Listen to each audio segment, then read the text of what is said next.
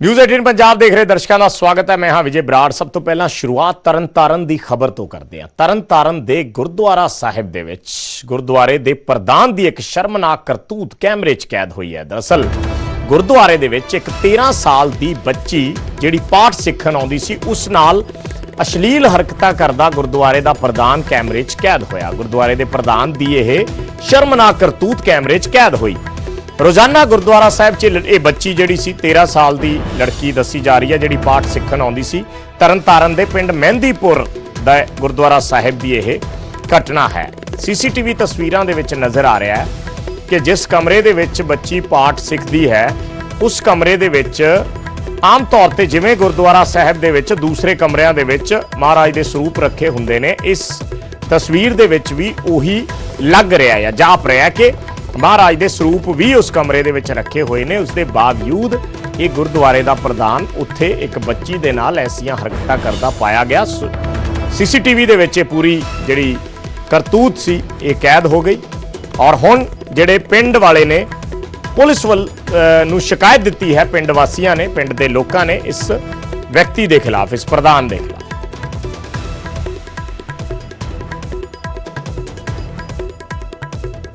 सो तरन तारण की यह खबर है।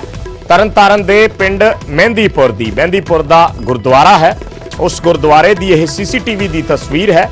उस तस्वीर दे विच साफ नज़र आ रहा है ये बजुर्ग शख्स है, 70 साल के करीब उम्र है, जिहड़ा गुरुद्वारा साहिब का प्रधान है और उस वल्लों इस शर्मनाक करतूत नूं अंजाम दिता गया है। इस शर्मनाक कारे नूं अंजाम दिता गया है। एक 13 साल की बच्ची जिहड़ी गुरुद्वारा साहिब दे विच पाठ सीखण आउंदी है उस बच्ची दे नाल ये 70 साल का शख्स गलत हरकतां कर रहा है, अश्लील हरकतां कर रहा है और ये सब कुछ कैमरे दे विच रिकॉर्ड हो गया। सीसीटीवी तस्वीरां ने उस दे आधार ते हुण जिहड़े पिंड वासी ने उन्हां च गुस्से दा आलम है।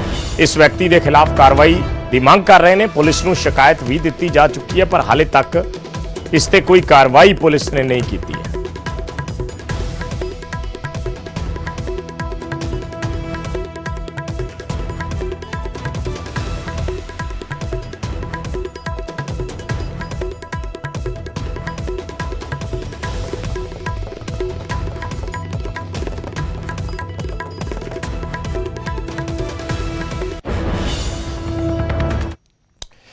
ਤੇ ਹੁਣ ਗੱਲ ਕਰੋਨਾ ਦੀ। ਇਸ ਵੇਲੇ ਦੇਸ਼ ਦੇ ਵਿੱਚ ਕਰੋਨਾ ਦੇ ਮਾਮਲੇ ਕੀ ਨੇ, ਕਿੰਨੇ ਮਾਮਲੇ ਨੇ, ਆંકੜੇ ਕੀ ਕਹਿ ਰਹੇ ਨੇ, ਆંકੜੇ ਤੁਹਾਨੂੰ ਦਿਖਾਉਂਦੇ ਹਾਂ ਗ੍ਰਾਫਿਕਸ ਦੇ ਜ਼ਰੀਏ। ਅੱਜ ਦਾ ਆંકੜਾ ਜਿਹੜਾ ਹੈ ਉਹ ਦੇਸ਼ ਭਰ ਦਾ 14,83,156 ਇਹ ਅੱਜ ਦਾ ਆંકੜਾ ਹੈ। 14,83,156 ਕੇਸ ਅੱਜ ਤੱਕ ਦੇਸ਼ ਦੇ ਵਿੱਚ ਪੋਜ਼ਿਟਿਵ ਹੋਏ ਨੇ ਔਰ ਮੌਤਾਂ ਦਾ ਜ਼ਿਕਰ ਕਰੀਏ ਤਾਂ 33,425 ਲੋਕਾਂ ਦੀ ਜਾਨ ਅੱਜ ਤੱਕ ਗਈ ਹੈ ਕਰੋਨਾ ਦੀ ਵਜ੍ਹਾ ਨਾਲ। 9,52,743 लोग ने जिहड़े करोना नूं मात दे चुके ने या करोना तो उभरे ने। ये ग्राफ असीं तुहानूं दिखा रहे हाँ टीवी स्क्रीन ते। और इस वेले देश दे विच 4,96,988 लोग ने जिहड़े एक्टिव ने, एक्टिव केस ने जिहड़े या कहिए जिहड़े करोना तो पीड़ित ने। इस वेले 4,96,988 यानी 14,83,156 केस टोटल ने। उस दे विचों 9,52,743 ठीक हो चुके ने, 33,425 मौतां होईयां ने ते 4,96,988 लोग ने जिहड़े इस वेले देश दे विच करोना पॉजिटिव ने। ये असीं तुहानूं फिगर्स जिहड़ियां ने वो दिखा रहे हाँ। पिछले 3 दिनां दे विच किन्ने केस आए ये भी दसदे हाँ। पिछले 3 दिनां दा आंकड़ा की है। 27 जुलाई नूं अगर फिगर्स असीं तुहानूं दिखाईए तो एक दिन दे विच 47,703 ये ग्राफ तुसी मेरे सामने देख सकते हो। 47,703 केस आए ने टोटल 26 तरीक नूं यानी 26 जुलाई नूं। 25 जुलाई नूं केस आए ने 49,931 ये 25 जुलाई का आंकड़ा है। तो 24 जुलाई नूं केस आए ने 48,661 ये 25 जुलाई का आंकड़ा है। 48,661 यानी करीब 49-50,000 के करीब जिहड़े केस ने वो एक दिन दे विच सामने आ रहे हैं ऑन एन एवरेज। ये देश का आंकड़ा है। पिछले 3 दिनों के मौतां कितनियां होईयां ने ये भी असीं तुहानूं ग्राफ के जरिए दिखाउने आ। 27 जुलाई नूं कल यानी 654 मौतां होईयां एक दिन दे विच। उस तो पहला 26 जुलाई नूं मौतां होईयां 708 ते 25 जुलाई नूं मौतां होईयां 705। ये ग्राफ जिहड़ा है ये 3 दिन दीआं मौतां दा आंकड़ा है कि एवरेज जिहड़ियां मौतां ने वो किस गिनती ते जा रही ने। 25 ਨੂੰ 705, 26 जुलाई 708 ਤੇ 27 जुलाई 654 ਇਹ आंकड़ा इस वेले मौतां दा है। पंजाब ते आ जाने जे पंजाब दा जिक्र करिए सब तो वध प्रभावित जिले 3 जिले पंजाब दे जिहड़े ने वो इस वेले सब तो वध प्रभावित ने या कोरोना दे हॉट स्पॉट जिन्हां नूं कहा जा सकदा है। लुधियाना उस दे विच है, लुधियाना दे विच 2687 केस ने अज दी तरीक हुण तक। जलंधर दे विच 2059 केस ने ते अमृतसर दे विच 1574 केस ने। यह आंकड़ा है 3 जिलियां दा, 3 जिहड़े हॉट स्पॉट ने पंजाब दे। इन्हां 3 जिलियां दे विच असीं ग्राफिक्स भी ग्राफ जिहड़ा है मेरे सामने टीवी स्क्रीन ते असीं तुहानूं दिखा रहे हां। 2687, 2059 ते 1574 लुधियाना, जलंधर ते अमृतसर दा यह आंकड़ा है। हुण जिलावार भी तुहानूं दस दिंदे आ कि किहड़े जिले च इस वेले की स्थिति है, किन्ने केस आए, उस चों किन्ने ठीक होए और किन्नियां मौतां होईयां ने। जे लुधियाना तो शुरुआत करिए, 2687 केस आए ने अज तक लुधियाना दे विच जिहड़े हुण तक, उस दे विचों 1507 ठीक हो गए 2687 दे विचों, और 65 मौतां होईयां ने लुधियाना जिले दे विच। और इस वेले 868 केस जिहड़े ने ओह एक्टिव केस ने लुधियाना च। ये लुधियाना दा ग्राफ असीं दिखा रहे हैं। दूसरा जिला जलंधर, पॉजिटिव मामले ने 2059, 2059 दे विचों 1545 ठीक हो गए, 39 व्यक्तियों की मौत हुई जलंधर दे विच, और इस वेले 475 केस जिहड़े ने वो एक्टिव ने जलंधर जिले दे विच। तीसरा है अमृतसर। अमृतसर दे जे आंकड़े देखिए, पॉजिटिव मामले ने 1646, 1197 उस दे विचों रिकवर कर गए, ठीक हो गए, कोरोना तो उभरे, 71 व्यक्तियों की मौत हुई और 378 केस इस वेले अमृतसर जिले दे विच एक्टिव केस ने। फिर अगले जिले का रुख करते हैं संगरूर। संगरूर दे विच अज तक टोटल केस आए ने 966। ये संगरूर का आंकड़ा है 966। 966 दे विचों 700 व्यक्ति रिकवर कर गए और संगरूर जिले च मौतां होईयां ने 25। सो इस वेले 241 केस जिहड़े सी वो एक्टिव केस ने संगरूर जिले च, यानी इस वेले भी जिहड़े लोग कोरोना पॉजिटिव ने। उस तो बाद है पटियाला जिला। पटियाला जिले के आंकड़े ने 1439 अज तक, कुल 1439 लोग पॉजिटिव आए ने, उहदे चों 772 ठीक हो गए, 22 व्यक्तियों की मौत हुई है पटियाला जिले दे विच, और 645 केस इस वेले पटियाला च एक्टिव ने। उस तो बाद अगला जिला है जिहड़ा ये पटियाले जिले की असीं जिहड़ी फिगर दिखाई सी। उस तो बाद अगला जिला असीं तुहानूं दिखाउंदे हां मोहाली। मोहाली जिले की की फिगर है। मोहाली जिले दे विच इस वेले कुल केस ने 770, उहदे चों 287 केस एक्टिव ने इस वेले, क्योंकि 770 दे विचों 14 मौतां हुईयां ने और 470 ने रिकवर किया है। सो 287 केस इस वेले मोहाली दे विच एक्टिव ने। ये मोहाली की तस्वीर है। फिर है गुरदासपुर। गुरदासपुर दे विच पॉजिटिव मामले ने 464, 464 चों 318 ठीक हो गए, रिकवर हुए, 17 की मौत हुई और 129 केस इस वेले एक्टिव ने। उस तो बाद है जिला पठानकोट। पठानकोट च पॉजिटिव मामले ने 336, 263 ने रिकवर कर लिया, 12 की मौत हुई, इस वेले 61 केस एक्टिव ने। अगला जिला है नवां शहर। पॉजिटिव मामले ने 299, 244 ठीक हो गए, 3 मौतां हुई, इस वेले केस ने 52। उस तो बाद है हुशियारपुर। हुशियारपुर च मामले ने आए 520, टोटल केस अज तक आए 242 रिकवर कर गए, 13 की मौत हुई, इस वेले 213 केस जिहड़े सी वो एक्टिव ने नवां शहर दे विच। फिर अगला जिला है फिरोजपुर। फिरोजपुर च मामले आए 293, 184 ठीक हो गए, 6 की मौत हुई, 103 केस इस वेले एक्टिव ने। फिरोजपुर तो बाद अगला जिला फतेहगढ़ साहब। 298 केस आए कुल, 210 ठीक हो गए, 2 की मौत हुई और 86 केस इस वेले एक्टिव ने फतेहगढ़ साहब च। फिर है फरीदकोट। फरीदकोट च केस आए 260, 185 रिकवर कर गए, मौत दर 0, इस वेले एक्टिव केस ने 75। फिर है मोगा। मोगा दे विच मामले आए 299, 175 ने रिकवर कर लिया, 6 मौतां हुई और एक्टिव केस इस वेले ने 108। ये मोगा दी है। फिर है बठिंडा। बठिंडा दे केस 296, 161 ठीक हो गए, 4 मौतां हुई, इस वेले एक्टिव केस ने 130। फिर है मुक्तसर। पॉजिटिव मामले 212, 174 मुक्तसर दे विच रिकवर कर गए, 1 मौत हुई, 37 मामले इस वेले एक्टिव ने। ये फिर है जिला रोपड़। 237 केस आए टोटल, 166 रिकवर कर गए, ठीक हो गए, 4 की मौत हुई, 67 केस इस वेले एक्टिव ने। फिर है जिला फाजिलका 320 केस आए ने, 184 ठीक हो गए, 6 की मौत हुई, 130 केस ਜਿਹੜੇ ਨੇ ਉਹ ਇਸ ਵੇਲੇ ਐਕਟਿਵ ਕੇਸ ਨੇ। फिर है जिला बरनाला 144 मामले टोटल आए, 77 ठीक हो गए, 3 की मौत हुई है और इस वेले एक्टिव केस ने 64। ये बरनाला की स्थिति है। फिर है मानसा पॉजिटिव मामले आए 113 अज तक, ठीक होए 70, मौत किसी दिन नहीं हुई, 43 केस इस वेले मानसा दे विच एक्टिव ने। ये ਵੱਖ-ਵੱਖ ਜ਼ਿਲ੍ਹਿਆਂ ਦੀ ਤਸਵੀਰ ਹੈ ਜਿਹੜੀ ਅਸੀਂ ਤੁਹਾਨੂੰ ਦਿਖਾਈ ਕਿ ਕਿਹੜੇ ਜ਼ਿਲ੍ਹੇ 'ਚ ਕਿੰਨੇ ਕੇਸ ਆਏ, ਕਿੰਨੇ ਮਾਮਲੇ ਆਏ, ਉਹਦੇ ਚੋਂ ਕਿੰਨੇ ਰਿਕਵਰ ਕਰ ਗਏ ਔਰ ਇਸ ਵੇਲੇ ਐਕਟਿਵ ਕੇਸਾਂ ਦੀ ਸਥਿਤੀ ਪੰਜਾਬ ਦੇ ਵਿੱਚ ਕੀ ਹੈ। ਹਾਲਾਂਕਿ ਰਾਹਤ ਭਰੀ ਗੱਲ ਇਹ ਹੈ ਕਿ ਵੱਡੀ ਗਿਣਤੀ ਦੇ ਵਿੱਚ ਜਿਹੜੇ ਕੇਸ ਨੇ ਉਹ ਰਿਕਵਰ ਵੀ ਹੋ ਰਹੇ ਨੇ। ਅਗਰ ਨਵੇਂ ਮਾਮਲੇ ਸਾਹਮਣੇ ਆ ਰਹੇ ਨੇ ਤਾਂ ਰਿਕਵਰੀ ਵੀ ਉਨੀ ਹੀ ਹੈ, ਲਗਭਗ ਬਰਾਬਰ ਹੈ। ਸੋ ਇਸ ਕਰਕੇ ਬਹੁਤ ਜ਼ਿਆਦਾ ਇਸ ਨੂੰ ਚਿੰਤਾਜਨਕ ਸਥਿਤੀ ਨਹੀਂ ਕਹਿ ਸਕਦੇ, ਪਰ ਫਿਰ ਵੀ ਇਹਤਿਆਤ ਰੱਖਣ ਦੀ ਸਭ ਨੂੰ ਜ਼ਰੂਰਤ ਹੈ। ਹੁਣ ਗੱਲ ਕਰਦੇ ਹਾਂ ਪੰਜਾਬ 'ਚ ਦਿਨੋਂ ਦਿਨ ਵੱਧ ਰਹੀਆਂ ਵਾਰਦਾਤਾਂ ਦੀ। ਜਿਵੇਂ ਜਿਵੇਂ ਲੋਕਡਾਊਨ ਦੇ ਵਿੱਚ ਢਿੱਲ ਮਿਲ ਰਹੀ ਹੈ, ਕ੍ਰਾਈਮ ਅਨਲੌਕ ਹੁੰਦਾ ਜਾ ਰਿਹਾ। ਲੁਧਿਆਣਾ ਦੇ ਪਾਇਲ ਦੇ ਵਿੱਚ ਇੱਕ ਔਰਤ ਦਾ ਸ਼ਰੇਆਮ ਕਤਲ ਕਰ ਦਿੱਤਾ ਗਿਆ। ਦੂਸਰੀ ਵਾਰਦਾਤ ਹੋਈ ਜਲੰਧਰ ਜਿੱਥੇ ਇੱਕ ਦੁਕਾਨਦਾਰ ਤੇ ਜਾਨਲੇਵਾ ਹਮਲਾ ਕੀਤਾ ਗਿਆ ਤੇ ਤੀਸਰੀ ਹੋਈ ਲੁਧਿਆਣੇ ਜਿੱਥੇ ਮਾਮੂਲੀ ਗੱਲ ਤੇ ਦੋ ਧਿਰਾਂ ਆਪਸ ਦੇ ਵਿੱਚ ਭਿੜ ਗਈਆਂ। ਤਿੰਨ ਤਸਵੀਰਾਂ ਅਸੀਂ ਟੀਵੀ ਸਕਰੀਨ ਤੇ ਦਿਖਾ ਰਹੇ ਹਾਂ। ਪਾਇਲ ਦੀ ਪਹਿਲੀ ਤਸਵੀਰ ਹੈ ਜਿੱਥੇ ਇੱਕ ਭੱਠਾ ਮਾਲਕਿਨ ਮਹਿਲਾ ਸੀ, ਉਸਦਾ ਤੇਜ਼ਧਾਰ ਹਥਿਆਰ ਨਾਲ ਕਤਲ ਕੀਤਾ ਗਿਆ।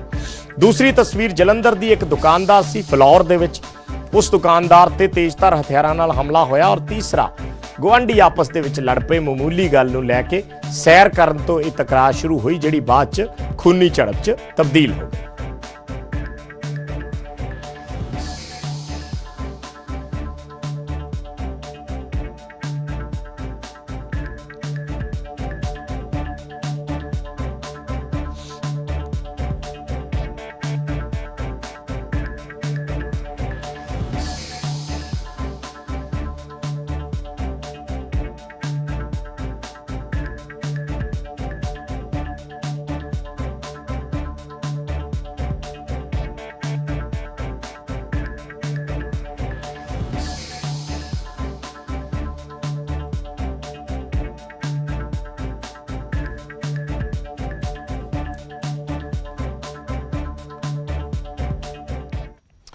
ਤੇ ਹੁਣ ਗੱਲ ਕਰਦੇ ਹਾਂ ਮਾਈਨਿੰਗ ਮਾਫੀਆ ਦੀ। ਮਾਈਨਿੰਗ ਮਾਫੀਆ ਪੰਜਾਬ ਦੇ ਵਿੱਚ ਅੱਜ ਵੀ ਪੂਰੀ ਤਰ੍ਹਾਂ ਬੇਖੌਫ ਹੈ। ਹੁਸ਼ਿਆਰਪੁਰ ਦੀ ਜੇ ਅਸੀਂ ਤੁਹਾਨੂੰ ਤਸਵੀਰ ਦਿਖਾਈਏ, ਮੁਕੇਰੀਆਂ ਦੀ ਧੜੱਲੇ ਨਾਲ ਨਜਾਇਜ਼ ਮਾਈਨਿੰਗ ਚੱਲ ਰਹੀ ਹੈ। ਮੁਕੇਰੀਆਂ ਦੇ ਨੇੜੇ ਪੈਂਦੇ ਸ਼ਿਵਾਲਿਕ ਦੀਆਂ ਪਹਾੜੀਆਂ ਦੇ ਇਲਾਕੇ ਦੇ ਵਿੱਚ ਲੰਮੇ ਸਮੇਂ ਤੋਂ ਇਹ ਗੋਰਖ ਧੰਦਾ ਚੱਲ ਰਿਹਾ। ਇਸ ਇਲਾਕੇ ਦੇ ਵਿੱਚ ਮਾਫੀਆ ਕਰੀਬ 100 ਤੋਂ 150 ਫੁੱਟ ਤੱਕ ਮਾਈਨਿੰਗ ਕਰ ਚੁੱਕਿਆ। ਹਾਲਾਂਕਿ ਇਹ ਗਾਈਡਲਾਈਨਸ ਦੇ ਖਿਲਾਫ ਹੈ, ਇੰਨੀ ਇਜਾਜ਼ਤ ਨਹੀਂ ਦਿੱਤੀ ਜਾਂਦੀ, ਪਰ ਫਿਰ ਵੀ ਮਾਈਨਿੰਗ ਮਾਫੀਆ ਕਿਸ ਤਰੀਕੇ ਨਾਲ ਇਹਨਾਂ ਸਾਰੇ ਨਿਯਮਾਂ ਦੀਆਂ ਧੱਜੀਆਂ ਉਡਾਉਂਦਾ ਹੈ ਇਹ ਸਾਫ਼ ਦੇਖਿਆ ਜਾ ਸਕਦਾ ਹੈ। ਹਜ਼ਾਰਾਂ ਏਕੜ ਜਿਹੜੀ ਉਪਜਾਊ ਜ਼ਮੀਨ ਹੈ ਉਹ ਬੰਜਰ ਹੋਣ ਦੀ ਕਗਾਰ ਤੇ ਪਹੁੰਚ ਗਈ ਹੈ। ਸਥਾਨਕ ਲੋਕਾਂ ਦਾ ਇਲਜ਼ਾਮ ਹੈ ਕਿ ਮਾਈਨਿੰਗ ਮਾਫੀਆ ਨੂੰ ਪ੍ਰਸ਼ਾਸਨ ਦੀ ਸ਼ਹਿ ਹੈ। ਇਸੇ ਵਜ੍ਹਾ ਕਰਕੇ ਮਾਫੀਆ ਦੇ ਲੋਕ ਬੇਖੌਫ ਹੋ ਕੇ ਪ੍ਰਸ਼ਾਸਨ ਦੀ ਨੱਕ ਦੇ ਥੱਲੇ ਲਗਾਤਾਰ ਇਸ ਕੰਮ ਨੂੰ ਅੰਜਾਮ ਦੇ ਰਹੇ ਨੇ। ਅਕਾਲੀ ਦਲ ਤੇ ਹੋਰ ਕਈ ਪਾਰਟੀਆਂ ਦੇ ਜਿਹੜੇ ਆਗੂ ਨੇ, ਸਥਾਨਕ ਲੋਕ ਨੇ, ਉਹਨਾਂ ਨੇ ਮਿਲ ਕੇ ਮਾਈਨਿੰਗ ਮਾਫੀਆ ਦੇ ਖਿਲਾਫ ਆਵਾਜ਼ ਬੁਲੰਦ ਕੀਤੀ ਹੈ ਤੇ ਪ੍ਰਸ਼ਾਸਨ ਨੂੰ ਮਾਫੀਆ ਤੇ ਨਕੇਲ ਪਾਉਣ ਦੀ ਚੇਤਾਵਨੀ ਦਿੱਤੀ ਹੈ। ਤਸਵੀਰਾਂ ਮੁਕੇਰੀਆਂ ਦੀਆਂ ਨੇ ਜਿੱਥੇ ਧੜੱਲੇ ਨਾਲ ਮਾਈਨਿੰਗ ਸ਼ਿਵਾਲਿਕ ਦੀਆਂ ਪਹਾੜੀਆਂ ਦੇ ਵਿੱਚ ਕੀਤੀ ਜਾ ਰਹੀ ਹੈ। ਆ ਹੁਣ ਜ਼ਮੀਨ ਨਾਲ ਲੱਗਦੀ ਆ ਕਿਸੇ ਇਨਸਾਨ ਦੀ, ਦੱਸੋ ਇਹ ਜ਼ਮੀਨ ਵਾਲਾ ਕੀ ਕਰੂਗਾ? ਇਹਨਾਂ ਨੇ ਮਜਬੂਰੀ ਬਣਾਤੀ ਆ ਇਹਨਾਂ ਜ਼ਮੀਨਾਂ ਨੂੰ ਸਸਤੇ ਭਾਅ ਲੈਣ ਦੀ। ਉਧਰ ਪੰਚਾਇਤ ਲੱਗਦੀ ਸੰਧਵਾਲ ਦੀ, ਮੈਨੂੰ ਹੁਣੇ ਦੱਸਿਆ ਰੇਲਵੇ ਲੈ ਲੱਗਦੀ ਆ। ਦੱਸੋ ਉਹ ਜ਼ਮੀਨ ਕਦੋਂ ਤੱਕ ਬਚੇਗੀ? ਮੈਂ ਅੱਜ ਪੁੱਛਣਾ ਚਾਹੁੰਦਾ ਸਰਕਾਰ ਤੋਂ, ਕੈਪਟਨ ਅਮਰਿੰਦਰ ਸਿੰਘ ਜੀ ਆਪਣੇ ਮਹਿਲ ਦੇ ਅੰਦਰ ਬੈਠੇ ਆ, ਫਾਰਮ ਹਾਊਸ ਤੇ ਬੈਠੇ ਆ, ਉੱਥੋਂ ਵੀਡੀਓ ਕਾਨਫਰੰਸ ਕਰਕੇ ਰੋਜ਼ ਗੱਲਾਂ ਕਰਦੇ ਆ। ਜੇ ਅੱਜ ਕਿਤੇ ਕੈਪਟਨ ਸਾਹਿਬ ਸਾਡੇ ਨਾਲ ਵੀਡੀਓ ਕਾਨਫਰੰਸ ਕਰ ਲੈਣਾ, ਅਸੀਂ ਕੈਪਟਨ ਸਾਹਿਬ ਨੂੰ ਆ ਵਿਊ ਦਿਖਾਉਣਾ ਚਾਹੁੰਦੇ ਆ ਵੀ ਆ ਕੀ ਅੱਜ ਸਾਹਮਣੇ ਤੁਹਾਡੇ ਹੋ ਰਿਹਾ। ਇਸ ਤਰ੍ਹਾਂ ਦੀ ਤਾਂ ਕੋਈ ਗੱਲ ਨਹੀਂ। ਪਹਿਲਾਂ 10 ਸਾਲ ਇਹਨਾਂ ਦੀ ਵੀ ਅਕਾਲੀ ਬੀਜੇਪੀ ਸਰਕਾਰ ਰਹੀ ਹੈ, ਉਦੋਂ ਵੀ ਤਾਂ ਇਹ ਮਾਈਨਿੰਗ ਦਾ ਕੰਮ ਹੁੰਦਾ ਸੀਗਾ। ਕੰਮ ਇਹਨਾਂ ਨੇ ਸਟਾਰਟ ਕੀਤਾ ਵਾ, ਹੁਣ ਇਹਨੂੰ ਸਮੇਟਣ ਨੂੰ ਵੀ ਤਾਂ ਸਮੇਂ ਲੱਗਣਾ। ਅਗਰ ਜੇ ਇਹ ਨਜਾਇਜ਼ ਜੇ ਕੋਈ ਮਾਈਨਿੰਗ ਕਰਦਾ ਵਾ ਉਹਦੇ ਤੇ ਸਾਡੇ ਜਿਹੜੇ CM ਸਾਹਿਬ ਆ ਉਹ ਧਿਆਨ ਰੱਖਦੇ ਆ ਇਹਨਾਂ ਗੱਲਾਂ ਦਾ, ਔਰ ਜਿਹੜਾ ਗਲਤ ਕੰਮ ਕਰਦੇ ਆ ਉਹਨਾਂ ਦੇ ਉੱਤੇ ਕਾਰਵਾਈ ਵੀ ਹੁੰਦੀ ਆ। ਹੁਸ਼ਿਆਰਪੁਰ ਦੇ ਵਿੱਚ ਬਲਾਕ ਮਕੇਰੀਆਂ ਅੰਦਰ ਜਿੱਥੇ ਵੱਡੇ ਪੱਧਰ ਦੇ ਉੱਤੇ ਕਰੀਬ 20 ਤੋਂ ਵੱਧ ਕ੍ਰੈਸ਼ਰ ਲਗਾ ਕੇ ਖਾਸ ਤੌਰ ਤੇ ਸ਼ਿਵਾਲਿਕ ਹਿਲਸ ਦੇ ਵਿੱਚ ਜਿਹੜਾ 100 ਤੋਂ 150 ਫੁੱਟ ਤੱਕ ਲਗਾਤਾਰ ਬਾਦਸਤੂਰ ਮਾਈਨਿੰਗ ਪਿਛਲੇ ਕਈ ਲੰਮੇ ਅਰਸੇ ਤੋਂ ਪ੍ਰਸ਼ਾਸਨ ਦੀ ਨੱਕ ਥੱਲੇ ਚੱਲ ਰਹੀ ਹੈ। ਪਿੰਡ ਵਾਸੀਆਂ ਵੱਲੋਂ ਬਾਰ-ਬਾਰ ਕਹਿਣ ਦੇ ਬਾਵਜੂਦ ਕਿ ਧਰਤੀ ਦਾ ਸੀਨਾ ਚੀਰ ਕੇ ਜਦੋਂ ਤੱਕ ਪਾਣੀ ਥੱਲਿਓਂ ਨਹੀਂ ਨਿਕਲ ਆਉਂਦਾ ਉਦੋਂ ਤੱਕ ਇੱਥੇ ਮਾਈਨਿੰਗ ਕੀਤੀ ਜਾ ਰਹੀ ਹੈ ਔਰ ਵੱਡੇ ਘਰਾਣੇ ਇਸ ਮਾਈਨਿੰਗ ਦੇ ਧੰਦੇ ਨਾਲ ਜੁੜੇ ਆ। ਕੈਮਰੇ ਦੇ ਸਾਹਮਣੇ ਧੰਦਿਆਂ ਵਾਲੇ ਖਾਸ ਤੌਰ ਤੇ ਕ੍ਰੈਸ਼ਰ ਚਲਾਉਣ ਵਾਲੇ ਆਉਣ ਨੂੰ ਕਹਿਣ ਨੂੰ ਕੋਈ ਤਿਆਰ ਨਹੀਂ ਅੱਜ ਕਿ ਇਸ ਇਲਾਕੇ ਦੇ ਵਿੱਚ ਜਿਹੜੀ ਮਾਈਨਿੰਗ ਬਾਦਸਤੂਰ ਇੱਥੇ ਚੱਲ ਰਹੀ ਹੈ। ਮੈਂ ਆਪਣੇ ਕੈਮਰਾਮੈਨ ਸਾਥੀ ਨੂੰ ਕਹੂੰਗਾ ਕਿ ਉਹ ਜ਼ਮੀਨ ਦਾ ਉਹ ਲੈਵਲ ਦਿਖਾਣ ਜਿਸ ਲੈਵਲ ਦੇ ਉੱਤੋਂ ਮਾਈਨਿੰਗ ਸ਼ੁਰੂ ਕਰਕੇ 100 ਤੋਂ ਲੈ ਕੇ 150 ਫੁੱਟ ਤੱਕ ਮਾਈਨਿੰਗ ਜਿਹੜੀ ਆ ਲਗਾਤਾਰ ਧਰਤੀ ਦਾ ਸੀਨਾ ਚੀਰ ਕੇ ਕਰ ਰਹੀ ਆ। ਉਹਦੇ ਖਿਲਾਫ ਜੇਕਰ ਪ੍ਰਸ਼ਾਸਨ ਨੇ ਜਾਂ ਮਾਨਯੋਗ ਹਾਈ ਕੋਰਟ ਜਿਹਦੇ ਵਿੱਚ ਇਹਨਾਂ ਨੇ ਦਰਖਾਸਤਾਂ ਪਾਈਆਂ ਜੇ ਇਹਨਾਂ ਨੂੰ ਨਿਆਂ ਨਹੀਂ ਮਿਲਿਆ ਤਾਂ ਇੱਥੇ ਵੱਡਾ ਧਰਨਾ ਵੀ ਲਗਾਇਆ ਜਾ ਸਕਦਾ ਹੈ। ਮੁਕੇਰੀਆਂ ਤੋਂ ਨਿਊਜ਼ 18 ਲਈ ਦੀਪਕ ਬਹਿਲ। ਤੇ ਹੁਣ ਗੜਸ਼ੰਕਰ ਤੋਂ ਇੱਕ ਖਬਰ ਦਿਖਾਉਣੇ ਹਾਂ। ਗੜਸ਼ੰਕਰ ਦੇ ਮੂੰਗੇਵਾਲ ਪਿੰਡ ਦੇ ਵਿੱਚ ਇੱਕ ਪਖੰਡੀ ਬਾਬੇ ਦਾ ਪਰਦਾਫਾਸ਼ ਹੋਇਆ ਜੋ ਲੋਕਾਂ ਨੂੰ ਪੁੱਛਾਂ ਦਿੰਦਾ ਸੀ, ਪੁੱਛਾਂ ਦੇ ਚੱਕਰਾਂ 'ਚ ਉਲਝਾ ਕੇ ਪੈਸੇ ਠੱਗਦਾ ਸੀ। ਇਸ ਰਿਪੋਰਟ ਦੇ ਜ਼ਰੀਏ ਦਿਖਾਉਣੇ ਆ ਪੂਰਾ ਵਾਕਿਆ ਕੀ ਹੋਇਆ। ਮਾਫੀ ਮੰਗ ਲਈ ਹੈ ਬਸ।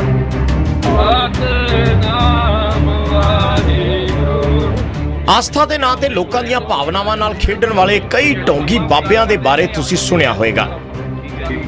ਪੰਜਾਬ ਦੇ ਗੜਸ਼ੰਕਰ ਸਬ ਡਿਵੀਜ਼ਨ ਦੇ ਮੁੱਗੇਵਾਲ ਪਿੰਡ 'ਚ ਕਰੀਬ 4 ਦਸ਼ਕ ਤੋਂ ਇੱਕ ਪਖੰਡੀ ਬਾਬਾ ਲੋਕਾਂ ਨੂੰ ਤਕਲੀਫਾਂ ਦੂਰ ਕਰਨ ਦਾ ਝਾਂਸਾ ਦੇ ਕੇ ਠੱਗ ਰਿਹਾ ਸੀ। ਪਾਣੀ ਕਿੱਥੇ ਪਿਆਸ ਮਿਲਦੀ ਵੇਖੀ ਕਿਤੇ ਪਿੰਡ ਦੇ ਲੋਕਾਂ ਨੂੰ ਇਸ ਗੱਲ ਦੀ ਜਾਣਕਾਰੀ ਸੀ ਪਰ ਕਿਸੇ ਨੇ ਵੀ ਉਸ ਦੇ ਖਿਲਾਫ ਸ਼ਿਕਾਇਤ ਨਹੀਂ ਦਿੱਤੀ ਤੇ ਉਸ ਦਾ ਕਾਲਾ ਕਾਰੋਬਾਰ ਚੱਲਦਾ ਰਿਹਾ। ਪਰ ਜਦ ਇੱਕ ਜੋੜੇ ਨੇ ਉਸ ਨੂੰ ਘਰ ਵਿੱਚ ਪਾਠ ਕਰਵਾਉਣ ਦੇ ਲਈ ਕਿਹਾ ਤਾਂ ਇਸ ਢੋਂਗੀ ਬਾਬੇ ਨੇ ਉਹਨਾਂ ਨੂੰ ਕਈ ਤਰ੍ਹਾਂ ਦੇ ਡਰ ਦਿਖਾ ਕੇ 15,000 ਰੁਪਏ ਦੀ ਮੰਗ ਕੀਤੀ। ਪਰ ਪਖੰਡੀ ਬਾਬੇ ਦੀਆਂ ਇਹ ਸਾਰੀਆਂ ਗੱਲਾਂ ਉਹਨਾਂ ਨੇ ਫੋਨ 'ਚ ਰਿਕਾਰਡ ਕਰ ਲਈਆਂ ਤੇ ਫਿਰ ਉਸ ਦੀ ਸ਼ਿਕਾਇਤ ਸਤਕਾਰ ਕਮੇਟੀ ਪੰਜਾਬ ਨੂੰ ਕਰ ਦਿੱਤੀ। ਉਹਨਾਂ ਨੇ ਆਪਣੇ ਸਾਥੀ ਸਿੱਖ ਸਮਾਜ ਦੇ ਲੋਕਾਂ ਨਾਲ ਗੱਲ ਕੀਤੀ ਤਾਂ ਪੁਲਿਸ ਵਿੱਚ ਸ਼ਿਕਾਇਤ ਦਿੱਤੀ ਗਈ। ਸਿੱਖ ਸਮਾਜ ਦੇ ਲੋਕਾਂ ਨੇ ਤੇ ਪੁਲਿਸ ਨੇ ਮੌਕੇ ਤੇ ਜਾ ਕੇ ਦੇਖਿਆ ਤਾਂ ਬਾਬੇ ਦਾ ਪਖੰਡ ਸਾਹਮਣੇ ਆਇਆ। ਕਿਵੇਂ ਉਹ ਗੁਰੂ ਗ੍ਰੰਥ ਸਾਹਿਬ ਦੀ ਆੜ 'ਚ ਲੋਕਾਂ ਦੀਆਂ ਭਾਵਨਾਵਾਂ ਨਾਲ ਖੇਡ ਕੇ ਆਪਣਾ ਕਾਲਾ ਧੰਦਾ ਚਲਾ ਰਿਹਾ ਸੀ। ਹਾਲਾਂਕਿ ਪੰਚਾਇਤ ਵਿੱਚ ਉਸਨੇ ਸਭ ਦੇ ਸਾਹਮਣੇ ਆਪਣੀ ਕਰਤੂਤ ਦੇ ਲਈ ਮਾਫੀ ਮੰਗੀ ਤੇ ਵਾਅਦਾ ਕੀਤਾ ਕਿ ਫਿਰ ਕਦੇ ਅਜਿਹਾ ਨਹੀਂ ਕਰੇਗਾ। ਪਿੰਡ ਮੱਗੂਵਾਲ ਜ਼ਿਲ੍ਹਾ ਹੁਸ਼ਿਆਰਪੁਰ ਤੇ ਥਾਣਾ ਮਹਲਪੁਰ ਦੇ ਵਿੱਚ ਇਸ ਨਗਰ ਵਿੱਚ ਪਹੁੰਚੇ ਹਾਂ। ਇੱਥੇ ਓਂਕਾਰ ਸਿੰਘ ਦੇ ਨਾਂ ਦੇ ਇੱਕ ਵਿਅਕਤੀ ਆਪਣੇ ਘਰ ਵਿੱਚ 3 ਸ੍ਰੀ ਗੁਰੂ ਗ੍ਰੰਥ ਸਾਹਿਬ ਜੀ ਸੁਭਾਏਮਾਨ ਕੀਤੇ ਸਨ। ਕੋਈ ਸਤਿਗੁਰਾਂ ਦਾ ਸੁੱਖ ਆਸਾ ਨਹੀਂ ਸੀ। ਲੋਕਾਂ ਦੇ ਕੋਲ ਫੋਨ ਦੇ ਉੱਤੇ ਵੀ ਕਹਿਣਾ ਕਿ ਤੁਹਾਡੇ ਸ਼ਹਿਦ ਦਾ ਪਹਿਰਾ ਹੈ ਇਦਾਂ ਦੇ ਨਾਂ ਦੱਸ ਕੇ ਸਹਿਜ ਪਾਠ ਦੀ 15,000 ਰੁਪਇਆ ਭੇਟਾ ਲੈਣੀ ਤੇ ਪਾਠੀਆਂ ਨੂੰ 3500 ਦੇਣਾ। ਇਹ ਪਰਪੰਚ ਰਚਿਆ ਸੀ। ਅੱਜ ਪ੍ਰਸ਼ਾਸਨ ਨੂੰ ਨਾਲ ਲੈ ਕੇ ਜਦੋਂ ਪਿੰਡ ਦੀ ਪੰਚਾਇਤ ਦੇ ਵਿੱਚ ਬਹਿ ਕੇ ਗੱਲਬਾਤ ਹੋਈ ਓਂਕਾਰ ਸਿੰਘ ਨੇ ਆਪਣੀ ਗਲਤੀ ਮੰਨੀ ਤੇ ਪੰਜਾਂ ਪਿਆਰਿਆਂ ਦੇ ਪੇਸ਼ ਹੋਣ ਵਾਸਤੇ ਵੀ ਉਹਨੇ ਮੰਨਿਆ ਕਿ ਮੈਂ ਜਾਵਾਂਗਾ। ਪਖੰਡੀ ਬਾਬੇ ਨੇ ਤਾਂ ਸਭ ਦੇ ਸਾਹਮਣੇ ਮਾਫੀ ਮੰਗ ਲਈ। ਇਸ ਤੋਂ ਬਾਅਦ ਉਸਦੇ ਪਰਿਵਾਰ ਵਾਲੇ ਰਿਸ਼ਤੇਦਾਰਾਂ ਨੇ ਸਤਕਾਰ ਕਮੇਟੀ ਨੂੰ ਕਾਨੂੰਨੀ ਕਾਰਵਾਈ ਨਾ ਕਰਨ ਦੀ ਗੁਹਾਰ ਲਗਾਈ, ਜਿਸ ਤੋਂ ਬਾਅਦ ਸਰਕਾਰ ਕਮੇਟੀ ਅਤੇ ਪੁਲਿਸ ਨੇ ਵੀ ਆਰੋਪੀ ਨੂੰ ਚੇਤਾਵਨੀ ਦੇ ਕੇ ਛੱਡ ਦਿੱਤਾ। ਗੜਸ਼ੰਕਰ ਤੋਂ ਸੰਜੀਵ ਕੁਮਾਰ, ਨਿਊਜ਼ 18 ਪੰਜਾਬ।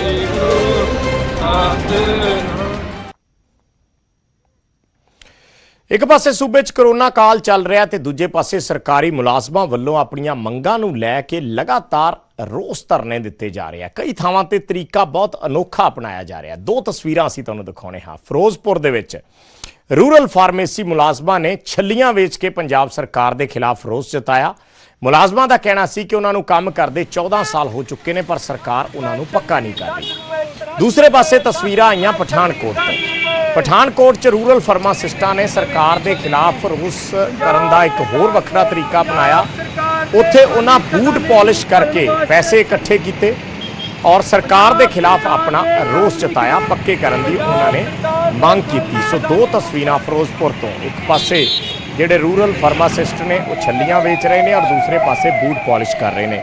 ਮੰਗ ਇਹਨਾਂ ਦੀ ਇਹ ਵੀ ਹੈ ਕਿ ਇਸ ਪੂਰੇ ਕਰੋਨਾ ਕਾਲ ਦੇ ਵਿੱਚ ਜਿਹੜੇ ਫਾਰਮਾਸਿਸਟ ਨੇ, ਰੂਰਲ ਫਾਰਮਾਸਿਸਟ ਨੇ, ਉਹਨਾਂ ਦੀਆਂ ਡਿਊਟੀਆਂ ਉਹਨਾਂ ਇਲਾਕਿਆਂ ਦੇ ਵਿੱਚ, ਉਹਨਾਂ ਪਿੰਡਾਂ ਦੇ ਵਿੱਚ, ਉਹਨਾਂ ਕਸਬਿਆਂ ਦੇ ਵਿੱਚ ਲੱਗੀਆਂ ਜਿੱਥੇ ਲੋਕ ਕਰੋਨਾ ਪੋਜ਼ਿਟਿਵ ਆਏ ਸਨ। ਉਹਨਾਂ ਨੇ ਆਪਣੀ ਜਾਨ ਧਲੀ ਤੇ ਧਰ ਕੇ ਡਿਊਟੀ ਕੀਤੀ। ਸੋ ਇਸ ਕਰਕੇ ਹੁਣ ਉਹ ਮੰਗ ਕਰਦੇ ਨੇ ਕਿ ਜੇ ਉਹਨਾਂ ਨੇ 4 ਮਹੀਨਿਆਂ ਦੇ ਵਿੱਚ ਆਪਣੀ ਜ਼ਿੰਮੇਵਾਰੀ ਨਿਭਾਈ ਹੈ, ਇਮਾਨਦਾਰੀ ਦੇ ਨਾਲ ਕੰਮ ਕੀਤਾ ਹੈ, ਕੱਚੇ ਹੋਣ ਦੇ ਬਾਵਜੂਦ ਆਪਣੀ ਜਾਨ ਦਾ ਰਿਸਕ ਲੈ ਕੇ ਕੰਮ ਕੀਤਾ ਹੈ। ਇਸ ਕਰਕੇ ਸਰਕਾਰ ਹੁਣ ਉਹਨਾਂ ਨੂੰ ਪੱਕਿਆ ਕਰੇ। ਇਹ ਸਾਰੇ ਰੂਰਲ ਫਾਰਮਾਸਿਸਟ ਨੇ ਜਿਹੜੇ ਪ੍ਰੋਟੈਸਟ ਕਰ ਰਹੇ। ਖਜ਼ਾਨੇ ਨੂੰ ਭਰਨ ਵਾਸਤੇ ਯੋਗਦਾਨ ਪਾਓ। ਸਰਕਾਰ ਸਾਨੂੰ ਪੱਕੇ ਨਹੀਂ ਕਰ ਰਹੀ, ਬੜਾ ਟਾਈਮ ਹੋ ਗਿਆ, ਸਿਰਫ ਲਾਰਾ ਲਗਾ ਰਹੇ ਨੇ। ਹੁਣ ਜਦੋਂ ਦੀ ਕਾਂਗਰਸ ਸਰਕਾਰ ਬਣੀ ਹੈ, ਫਾਈਨੈਂਸ ਮੰਤਰੀ, ਪੰਚਾਇਤ ਮੰਤਰੀ ਸਾਹਿਬ ਇੱਕੋ ਗੱਲ ਕਹਿੰਦੇ ਨੇ, ਖਜ਼ਾਨਾ ਖਾਲੀ ਹੈ। ਸਾਨੂੰ ਲੱਗਿਆ ਕਿ ਸ਼ਾਇਦ ਸਾਡੇ ਕੁਝ ਮਿਹਨਤ ਕਰਨ ਨਾਲ ਖਜ਼ਾਨਾ ਭਰ ਜਾਵੇ ਤੇ ਸਰਕਾਰ ਸਾਨੂੰ ਪੱਕੇ ਕਰੇ। ਸਾਡੀ ਪੰਚਾਇਤ ਮੰਤਰੀ ਸਰਦਾਰ ਤ੍ਰਿਪਤਜਿੰਦਰ ਸਿੰਘ ਬਾਜਵਾ ਨੂੰ ਬੇਨਤੀ ਹੈ ਕਿ ਸਾਨੂੰ ਜਲਦ ਤੋਂ ਜਲਦ ਪੱਕੇ ਕਰੋ। ਅਸੀਂ ਹਮੇਸ਼ਾ ਫਰੰਟ ਲਾਈਨ ਤੇ ਕੰਮ ਕੀਤਾ ਹੈ। ਇੰਡੀਆ ਪਾਕਿਸਤਾਨ ਵਿੱਚ ਜਦੋਂ ਗਰਮਾ ਗਰਮੀ ਹੋਈ ਉਦੋਂ ਅਸੀਂ ਕੰਮ ਕੀਤਾ, ਫਰੰਟ ਲਾਈਨ ਤੇ ਲੋਕਾਂ ਨੂੰ ਸੇਵਾ ਦਿੱਤੀ। ਜਦੋਂ ਪਾਣੀ ਆਇਆ, ਹੜ੍ਹ ਆਇਆ, ਅਸੀਂ ਸੇਵਾ ਦਿੱਤੀ। ਜਦੋਂ ਪੰਜਾਬ ਦੇ ਵਿੱਚ ਕੋਰੋਨਾ ਨਾਮਕ ਮਹਾਮਾਰੀ ਆਈ, ਅਸੀਂ ਉਦੋਂ ਫਰੰਟ ਲਾਈਨ ਤੇ ਖੜ੍ਹ ਕੇ ਕੰਮ ਕੀਤਾ।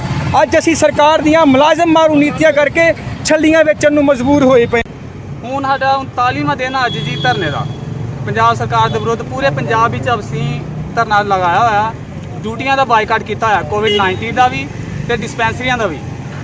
ਇਹ ਧਰਨਾ ਉਦੋਂ ਤੱਕ ਚਾਲੂ ਰਹਿਣਾ ਜਦੋਂ ਤੱਕ ਸਾਨੂੰ ਪੱਕੇ ਹੋਣ ਦਾ ਨੋਟੀਫਿਕੇਸ਼ਨ ਸਰਕਾਰ ਵੱਲੋਂ ਤੇ ਪੰਜਾਬ ਸਰਕਾਰ ਦੇ ਸਮਾਰਟਫੋਨ ਦੇ ਵਾਅਦੇ ਨਾਲ ਜੁੜੀ ਇੱਕ ਵੱਡੀ ਖਬਰ ਆ ਰਹੀ ਹੈ ਕਿ ਜਲਦ 50,000 ਸਮਾਰਟਫੋਨ ਵੰਡੇ ਜਾਣਗੇ। ਇੱਕ ਵਾਰੀ ਫਿਰ ਐਲਾਨ ਆਇਆ ਹੈ। ਪਹਿਲਾਂ ਵੀ ਕਈ ਵਾਰ ਐਲਾਨ ਕੀਤੇ ਨੇ, ਇੱਕ ਵਾਰੀ ਫਿਰ ਹੁਣ ਕੈਪਟਨ ਅਮਰਿੰਦਰ ਸਿੰਘ ਨੇ ਐਲਾਨ ਕੀਤਾ ਹੈ, ਦਾਅਵਾ ਕੀਤਾ ਹੈ ਕੈਪਟਨ ਅਮਰਿੰਦਰ ਸਿੰਘ ਨੇ ਕਿ 11ਵੀਂ ਤੇ 12ਵੀਂ ਕਲਾਸ ਦੀਆਂ ਲੜਕੀਆਂ ਨੂੰ ਇਹ ਸਮਾਰਟਫੋਨ ਦਿੱਤੇ ਜਾਣਗੇ। ਪਹਿਲੇ ਫੇਜ਼ ਦੇ ਵਿੱਚ 50,000 ਸਮਾਰਟਫੋਨ ਵੰਡੇ ਜਾਣੇ ਨੇ। ਚੀਨ ਨਾਲ ਫੋਨ ਕੰਪਨੀ ਦਾ ਕੋਈ ਸਬੰਧ ਨਹੀਂ, ਜਿਸ ਕੰਪਨੀ ਨੂੰ ਆਰਡਰ ਦਿੱਤਾ ਗਿਆ ਹੈ। ਇਹ ਵੀ ਕੈਪਟਨ ਅਮਰਿੰਦਰ ਸਿੰਘ ਨੇ ਸਪਸ਼ਟ ਕੀਤਾ ਹੈ। ਇਹ ਇੱਕ ਬੜਾ ਲੋਕ ਲੁਭਾਉਣਾ ਵਾਅਦਾ ਸੀ ਪੰਜਾਬ ਸਰਕਾਰ ਦਾ ਜਦੋਂ ਕੈਪਟਨ ਸਰਕਾਰ ਸੱਤਾ ਦੇ ਵਿੱਚ ਆਈ, ਔਰ ਲਗਾਤਾਰ ਇਸ ਵਾਅਦੇ ਨੂੰ ਲੈ ਕੇ ਹਮੇਸ਼ਾ ਸਵਾਲ ਕੈਪਟਨ ਸਰਕਾਰ ਨੂੰ ਕੀਤੇ ਜਾਂਦੇ ਨੇ। ਪਹਿਲਾਂ ਵੀ 2-3 ਵਾਰ ਐਲਾਨ ਹੋ ਚੁੱਕਿਆ ਹੈ, ਕਦੇ ਦੀਵਾਲੀ ਤੇ, ਕਦੇ ਨਵੇਂ ਸਾਲ ਤੇ, ਪਰ ਉਹ ਕਿਤੇ ਵੀ ਵਾਅਦਾ ਵਫਾ ਨਹੀਂ ਹੋਇਆ। ਉਸ ਤੋਂ ਬਾਅਦ ਹੁਣ ਜਦੋਂ ਕਰੋਨਾ ਦਾ ਸਮਾਂ ਆ ਗਿਆ, ਜਦੋਂ ਸਕੂਲਾਂ ਦੇ ਵਿੱਚ ਆਨਲਾਈਨ ਪੜ੍ਹਾਈ ਸ਼ੁਰੂ ਹੋ ਗਈ, ਤਾਂ ਇੱਕ ਵਾਰ ਫਿਰ ਮੰਗ ਉੱਠੀ ਕਿ ਇਸ ਵੇਲੇ ਬੱਚਿਆਂ ਨੂੰ ਜ਼ਰੂਰਤ ਹੈ ਸਮਾਰਟਫੋਨਾਂ ਦੀ। ਐਸੇ 'ਚ ਕੈਪਟਨ ਸਰਕਾਰ ਕਦੋਂ ਆਪਣਾ ਵਾਅਦਾ ਪੂਰਾ ਕਰੇਗੀ?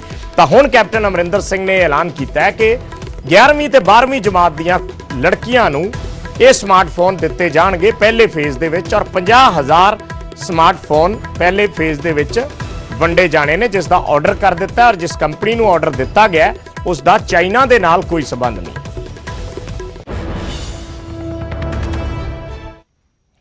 ਤੇ ਇਸ ਬੁਲੇਟਿਨ ਦੇ ਵਿੱਚ ਫਿਲਹਾਲ ਇੰਨਾ ਹੀ। ਇੱਕ ਛੋਟਾ ਜਿਹਾ ਬ੍ਰੇਕ।